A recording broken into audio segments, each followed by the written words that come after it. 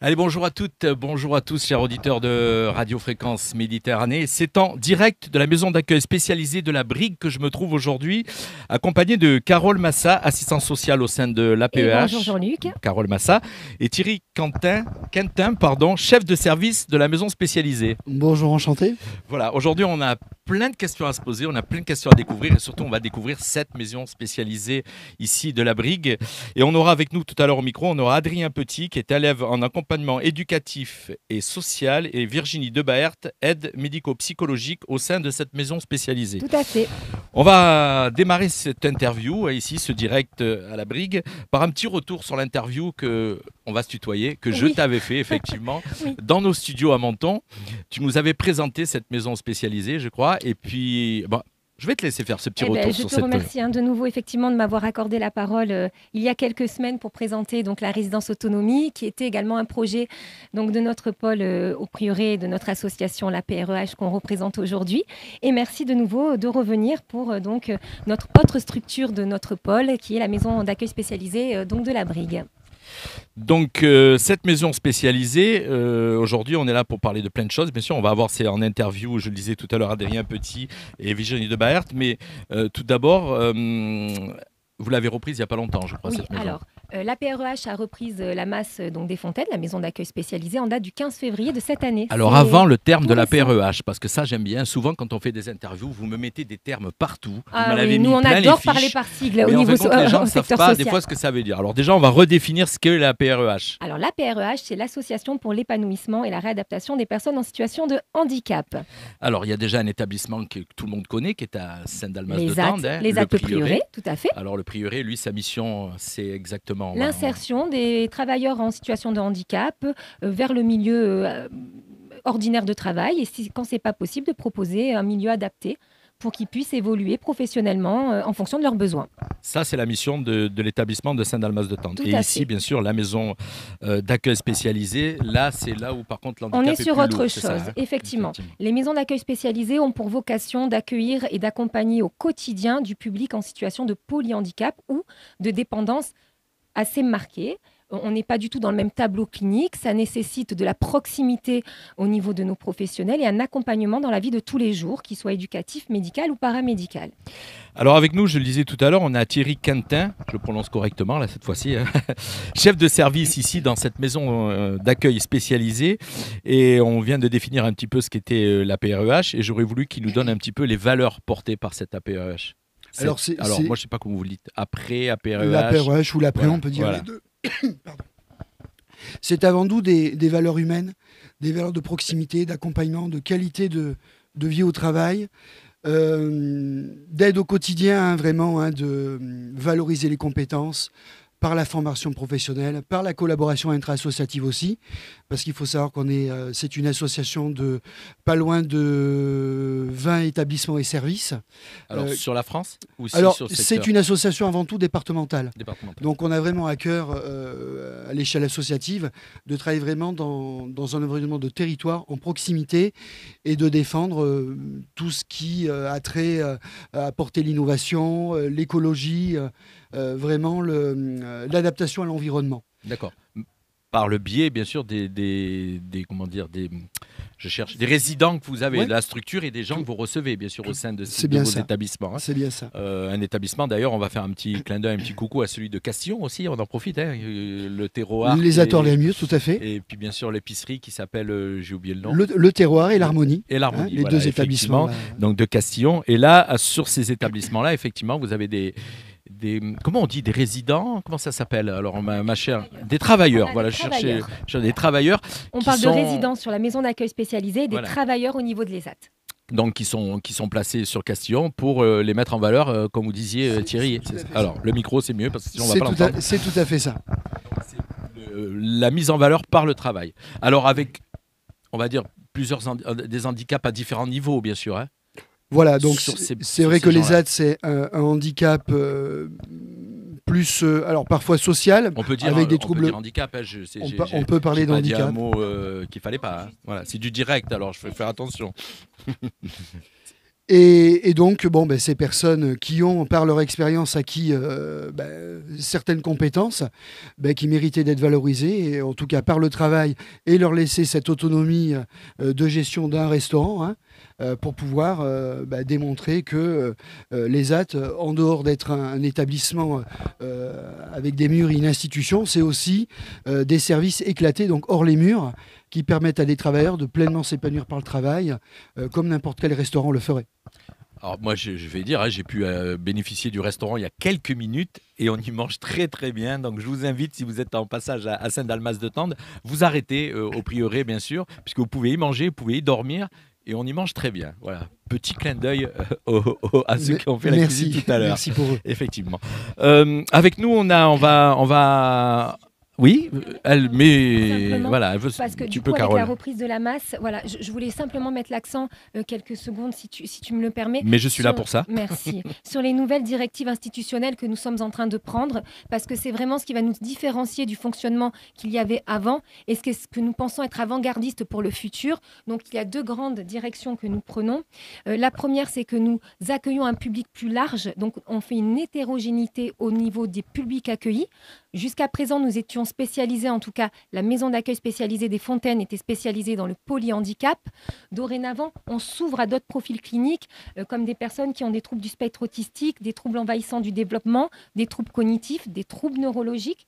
Donc, on a cette capacité, on est en train d'apprendre à avoir cette capacité à accueillir un public plus large.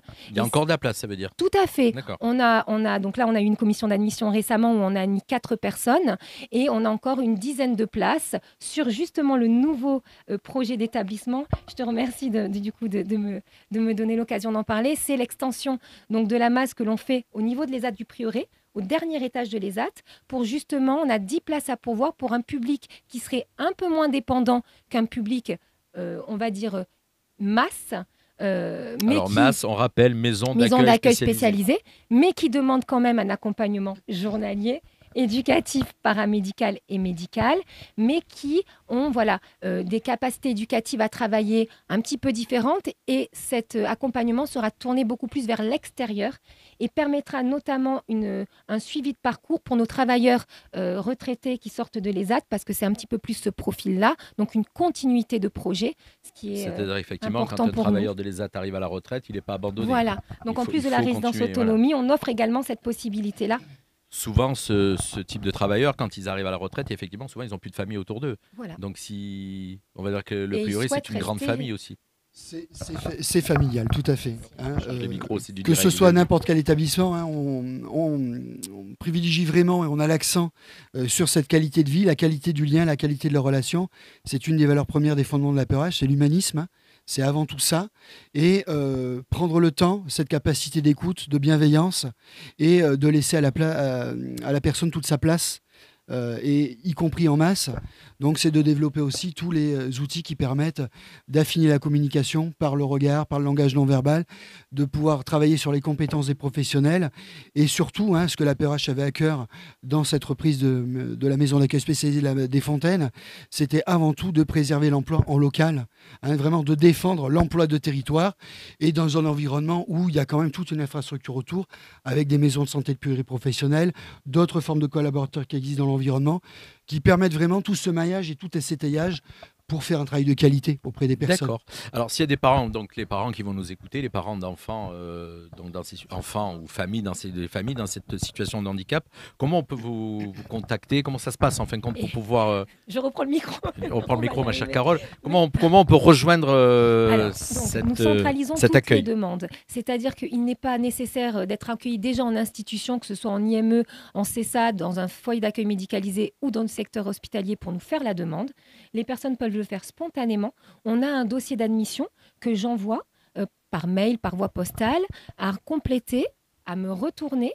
Je centralise la demande et puis après, nous regardons ensemble lors des commissions d'admission dirigées par M. Bayot, en présence du médecin coordinateur et de M. Quintin. M. Bayot, on va rappeler Olivier Bayot, directeur de la PREH. Du pôle Le Prieuré. Le Prieuré. Voilà.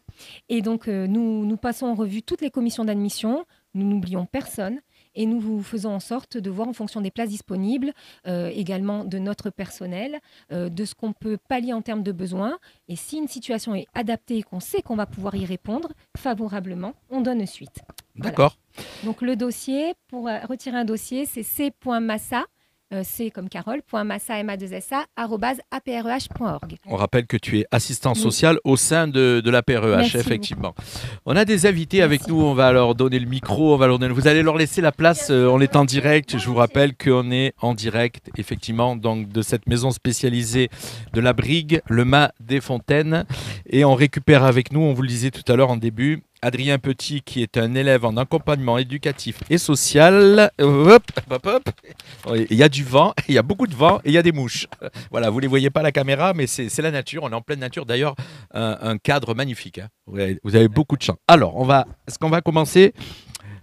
Les dames à l'honneur, les filles à l'honneur, mon cher Adrien. Le micro donc à Virginie qui est avec nous. Virginie, qui aide médico-psychologique. Ça consiste en quoi ce métier Alors dans le micro, il faut parler, Virginie. Ça consiste en quoi le métier? En fait, c'est un accompagnement. Un accompagnement du résident, c'est du nursing, c'est de l'accompagnement psychologique quotidienne, de l'aide au repas, de l'aide aux soins. Voilà. C'est des soins quotidiens qu'on leur apporte à la masse. D'accord. Alors, on va poser la même question, mais je vais lui passer. Vous allez voir, hein, on va jongler avec les micros. Je vous ai dit, c'est du direct. On va poser la même question à Adrien. Donc, son métier consiste en quoi? Alors, je suis en formation AES, accompagnement éducatif social. Et ça consiste avec des accompagnements avec le résident au quotidien, dans leur vie quotidienne, pardon. Et du coup, on les accompagne pour les petits-déj, les toilettes, la vie quotidienne, quoi, courant. Okay. Alors, vous êtes combien dans vos postes, en fin de compte? Parce que je ne sais pas, on n'a pas posé la question combien il y avait de résidents ici au sein du MAS. 39. En même temps, vous avez vu, il regarde les chiffres, là-bas on lui fait signe. Derrière la caméra, Carole, 39 personnes, 38 personnes ici. Et donc, combien de personnes pour s'en occuper? On est en général 2 à 3 le matin et 2 l'après-midi. Et on a 2 veilleurs à 3 par nuit. D'accord. Alors, quelle est votre formation professionnelle, Virginie? Alors, moi, je suis AMP à la Mas des Fontaines depuis un petit peu moins de 10 ans. Alors, je vais poser une autre question à Adrien qui est avec moi. Les valeurs qui vous ont amené à venir sur ce métier, qu'est-ce que c'est qui vous a plu sur ce métier? Le contact des résidents, de les accompagner au quotidien de leur vie et plus d'être humanité. Dans le micro. Il est ému, il est un petit peu perdu. C'est du direct, c'est pas grave, Adrien, c'est pas grave. En tout cas, voilà. En tout cas, j'ai vu que ça le touchait d'en parler, puisque, voilà, si vous voyez, on est en direct, il n'y a pas de faux semblant ici. Il a été très touché déjà de donner les valeurs qui l'accompagnaient. Il vient de dire l'humanité. On a eu cette petite discussion tout à l'heure, avant le début de cette interview, avec les équipes de la PREH, et je disais moi-même que j'étais vraiment admiratif et ému, puisque je n'aurais pas été capable de faire le quart de leur métier par rapport à ce qu'on peut faire ici et ce qu'on peut voir par rapport à des gens donc, qui sont polyhandicapés. En tout cas, moi, c'est déjà un hommage que je tiens à vous faire et c'est sincère parce que c'est un métier que je n'arriverai pas à faire. Donc, pas tout le monde peut le faire. Voilà, en tout cas. Même question pour ma chère Virginie, les valeurs qui vous ont amené à venir sur ce métier? Écoutez, c'est la bienveillance et l'engagement. Je pense que c'est quand même important, c'est important de leur apporter tout ce dont ils ont besoin. Et je pense que la bienveillance est faite pour qu'on s'en occupe dans les meilleures conditions. Donc, c'est une vocation. Moi, je me suis posé la question, c'était une vocation, puisque comment c'est que vous mettez ces valeurs, c'est-à-dire vos valeurs que vous venez de me donner, Adrien, ça se concrétise comment tous les jours? C'est dans le regard, c'est dans la manière d'être avec eux? Dans le regard, dans leur façon de communiquer avec nous, dans leur... C'est pas grave. Adrien, c'est du direct et c'est pas grave, Adrien, vous inquiétez pas. C'est ça le direct, effectivement. En tout cas, on a bien compris que le message que vous voulez faire passer, c'est important. C'est beaucoup d'empathie, beaucoup comment dire, de compréhension et beaucoup de choses passent par le regard, si j'ai bien compris ici, puisqu'il y en a certains qui peuvent pas s'exprimer, ni par des fois la parole, c'est assez compliqué, ou par les gestes. Et j'ai bien compris qu'il y a beaucoup de choses qui passent par le regard et par la manière d'être autour d'eux. C'est ça, je dis pas de bêtises, Virginie? Complètement. J'ai tout compris. Il dégage beaucoup de choses. Il nous donne aussi beaucoup de choses, beaucoup d'ondes positives et il nous apporte énormément aussi. Donc, alors, vous je savez pense quoi? que Je viens de vraiment, m'apercevoir c'est de une vocation. quelque chose. Dans vos yeux, à la manière de le dire, j'ai bien compris qu'il vous apportait beaucoup. Moi, énormément. Quand vous m'avez regardé, Énormément. vous n'avez pas regardé vos fiches, Non. et j'ai compris qu'il vous apportait beaucoup, c'est ça? Exactement, Effectivement. Est-ce que vous avez une petite... Alors, avant de retrouver Carole, parce qu'elle a quelques petits messages à passer, avant la fin de l'interview, Carole et Thierry, est-ce que vous avez une anecdote ici à nous raconter au sein de la maison d'accueil spécialisée? On en a beaucoup. Allez, On une. en a énormément. Je me doute. Une qui vous a le plus marqué. Ça fait quelques années que je m'octroie je mets en projet la journée de la trisomie qui est le 21 mars et c'est en collaboration avec l'école de la Brigue où sont mes enfants d'ailleurs et c'est très très enrichissant parce que les enfants encore au jour d'aujourd'hui de l'école demandent les résidents qu'on a emmenés à l'école. C'est devenu des petites stars. D'accord. Ils demandent à les revoir. Exactement. D'accord. Exactement. Donc voilà, c'est une jolie anecdote. Les résidents trouvent ça, c'est très intéressant. Ils ont droit à un petit spectacle des enfants. Et voilà, c'est devenu. Ça, c'est quelque chose qui vous plaît. C'est un projet auquel je tiens beaucoup. Et vraiment. Et ça, c'est vous qui le gérez, Virginie? Je le gère avec mon chef de avec, service. Oui, chef Thierry. Thierry qui est là, bien sûr, effectivement, qu'on va retrouver dans quelques instants. Oui. Voilà. Eh ben, je vais passer le micro maintenant à mon cher. Alors, ça va être rapide, mon cher Adrien. Une petite anecdote. Est-ce qu'il y a quelque chose qui vous a marqué? En parlant dans le micro, bien sûr. Ça vient pas. C'est pas grave. On va récupérer. En tout cas, merci Adrien d'avoir été avec nous. Merci Virginie. On va récupérer avec nous qui était derrière la caméra. Bravo en tout cas. Et puis, je vous souhaite encore plein de belles choses ici au sein de cette maison d'accueil spécialisée. C'est pas facile. Hein, c'est un travail qui n'est pas facile. On va le rappeler. Il y a des messages à passer. On va récupérer. Je vous laisse quitter le plateau. On est en direct, je vous le rappelle, ici de cette maison d'accueil spécialisée, le Mas des Fontaines. On les avait en début d'interview avec nous. On arrive pratiquement à la fin. On est dans ce beau cadre ici de la Brigue. C'est magnifique. Hein. On est dans un jardin avec une petite tonnelle au-dessus de nous. Je ne sais pas si tout le monde voit. Je sais que vous aviez des messages tous les deux à passer. Alors, je vais donner le micro à chacun de vous et je vais vous laisser passer vos messages. Voilà, donc comme Carole l'énonçait en début d'interview, c'est une association donc, qui a vocation justement à innover, à proposer, à grandir, à vraiment adapter sa prise en charge, son accompagnement, et également les infrastructures pour assurer, garantir une qualité de vie, une qualité de vie auprès des résidents pour qu'ils se sentent chez eux, bien chez eux, avec un personnel bienveillant, formé, qualifié, et dans ce cadre-là, et ces montées en charge qui vont arriver, parce qu'il y a ce besoin aussi de répondre aux besoins des personnes. Donc, si j'ai bien compris, des opportunités. Des opportunités. Des opportunités. Qui va nous présenter ces opportunités? Voilà, des opportunités d'emploi. Voilà, pour vraiment étoffer cette équipe, que ce soit sur des postes d'infirmiers, notamment, d'aides-soignants. C'est l'occasion de pouvoir, avec cette association qui porte vraiment des projets de carrière également, pour former, valoriser les compétences des professionnels. Vous allez accueillir plus de monde, donc il faut plus de personnel. Et on a une capacité maximale de 52 personnes, donc qu'on va faire entrer bien sûr petit à petit pour leur confort tout d'abord, et pour nous permettre à nous, équipe, d'apprécier chacun d'entre eux à un rythme moins effréné. Et effectivement, qui dit monter en charge des résidents, dit monter en charge au niveau de l'emploi, tout à fait. Et l'emploi en local, puisque c'est vraiment à cœur d'être inclus dans ce territoire, dans cette vallée, qui demande justement qu'à prospérer dans l'emploi et dans la qualité de l'accompagnement des personnes que nous accueillons. et avec également les différents champs d'expertise qu'exploite déjà cette association, dont notamment autour de l'autisme, hein, puisqu'il faut savoir qu'il y a des établissements situés sur l'ouest du territoire Azur, notamment, hein, pour citer Masse Saint-Antoine, les différents SAMSA et CMPP de Créé, où il y a vraiment cette qualité et cette expertise autour de l'autisme. Alors, en tout cas, aujourd'hui, on était là, bien sûr, pour mettre en avant le MA ici. Alors, la maison d'accueil spécialisée des Fontaines. Le MA des Fontaines, voilà, effectivement. Le MAS des Fontaines, là.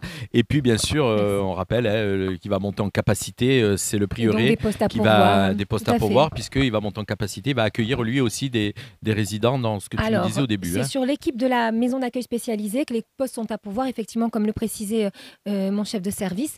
Donc, infirmiers, aides-soignants. Et effectivement, ces équipes seront mutualisées avec l'extension de la masse qu'il y aura au niveau de l'ESAT Le Prieuré pour accueillir effectivement cette montée en charge progressive des résidents. Et la même question que tout à l'heure, comment vous rejoindre, comment vous contacter, comment ça se passe? Pour les candidatures. Mon cher Thierry. Voilà, les candidatures, vous les adressez à Monsieur Bayot, hein, donc au point Bayot. Monsieur Olivier Bayot. Monsieur Olivier Bayot, le directeur. Hein. Voilà. Le prieuré, c'est la masse de Tarbes. Et Tarbes. au secrétariat, au service ressources humaines, évidemment. Et les candidatures sont à pouvoir dès maintenant.